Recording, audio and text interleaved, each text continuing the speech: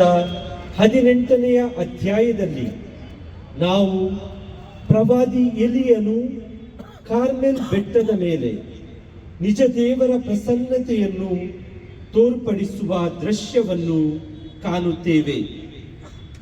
Carmel ಮಾತೆ ದೇವರ ಫಲವತ್ತಾದ ತೋಟ ಎಂದರೆ ತಪ್ಪಾಗಲಾರದು. ಸೃಷ್ಟಿಕರ್ತನೊಡನೆ ಸಂಪೂರ್ಣವಾಗಿ ಕೈ ಜೋಡಿಸಿದ ಮಾತೆ ನಿಜ ದೇವರನ್ನು ಈ ಧರೆಗೆ ತಂದ ಮಹಾತಾಯಿ.